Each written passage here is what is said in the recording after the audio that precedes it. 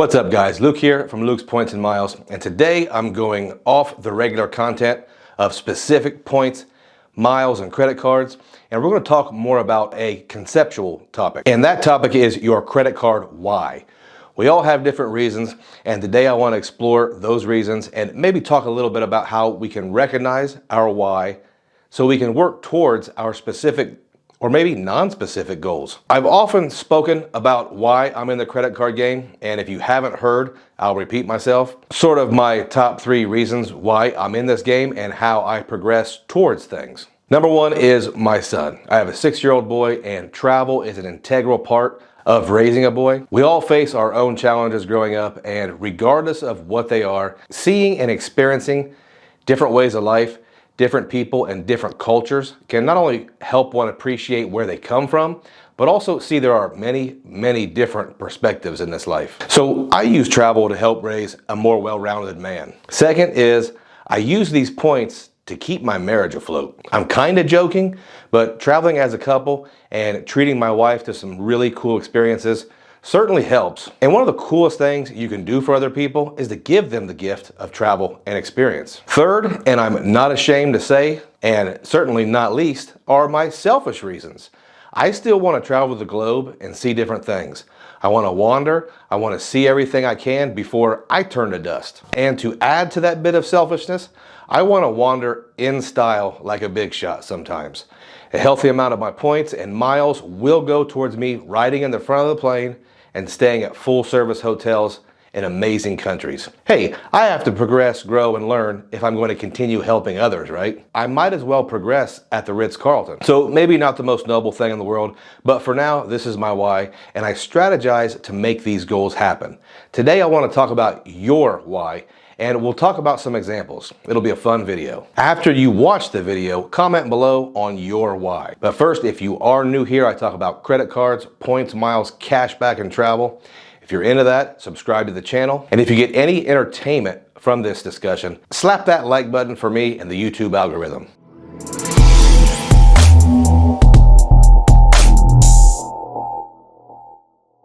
Okay, let's talk about some popular whys. And remember, we're all different, and there shouldn't be any wrong whys. One why is something I see so often in my personal circle. It's the FOMO why. You know, the fear of missing out. This is what I mean by the FOMO why. This is someone that is completely aware that using credit cards has benefits, but it's also someone that is not the least bit interested in taking any time to optimize or customize this. This person is focused on other things. One of those things could be making money, but one rewards card for everything will likely work for them. Now, here are some examples of what this looks like where I live. I know a few high-income individuals that could probably destroy the game of credit cards, but they use one credit card. They use a Chase Southwest Airlines credit card, and I'm not lying. You can probably imagine what a Southwest account looks like for someone who's earning a couple $100,000 a year. On top of that, most of these people don't even travel that much. Probably a Vegas trip once in a while and a family vacation to the Gulf Coast of Florida. You know, Eastern Alabama. But when they go, they might bring kids, grandkids, and those Southwest points can fly 13 people down to Destin for bush lights and fancy golf cart races. I know a guy that uses a Capital One Venture card for everything. He doesn't travel, so I can't even imagine what he'll ever use those Capital One miles for. But I'm sure it'll be for something he values, so that's his business. Either way, this is a large part of the credit card community. These people aren't reading blogs, they're not watching videos on the new cards, but they still have their why and they know they're still getting value. Next up, we have what I think is a larger piece of the pie, and that is the young aspirational travelers. This is the 25 and under folks that need those sweet Instagrammable photos of that silly rooftop in Turkey with all the pigeons and the bikini-clad girls jumping into that blue water on Mykonos. These folks are really fun to talk with because they're generally living proof of the power of the travel credit card.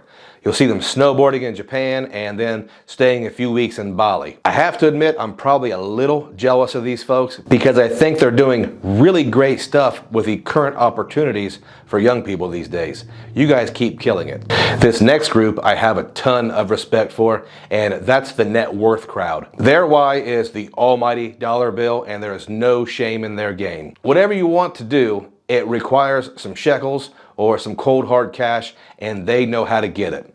Whether it's a simple 2% cashback system or they're 5Xing all the things with RJ, they are getting that bag.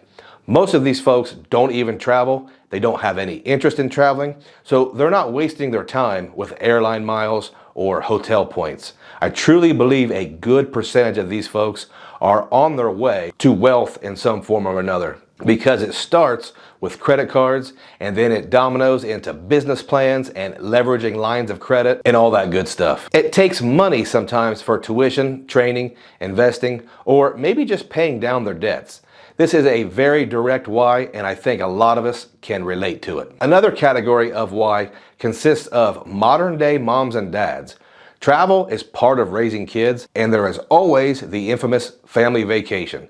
These folks feel like they've life hacked the game. They don't do anything unique apart from their neighbors, but they don't go into debt to do the mandatory 5-year-old goes to Disney trip, or the kids have to visit the beach vacation. This can go all the way to we have to visit Italy because your grandfather's uncle was a bricklayer in New York, or the old we're very Irish, so we need to visit our ancestral homeland. You know, our name is O'Brien. These are classic American family trips, and if you use a couple credit cards or even a trifecta to pay for things throughout the year and go for free, then why not?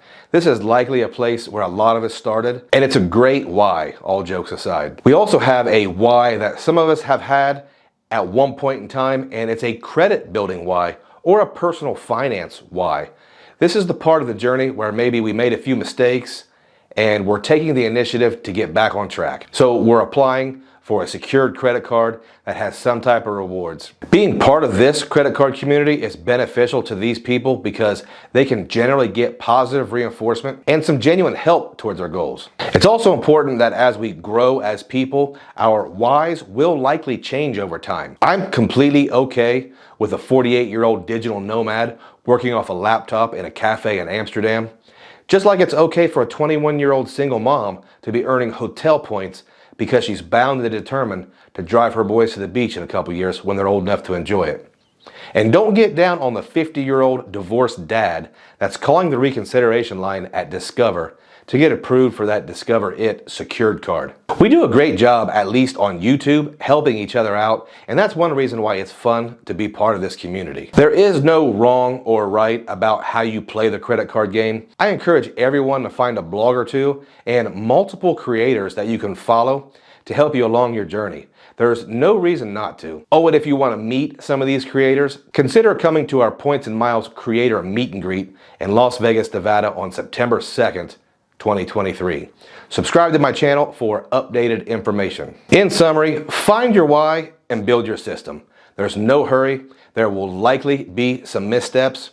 You may get locked out of Chase for a time, or you might not get approved for the Capital One Venture X, or you might sign up for that really expensive airline card and never fly with them. It's okay. It's a marathon, not a sprint.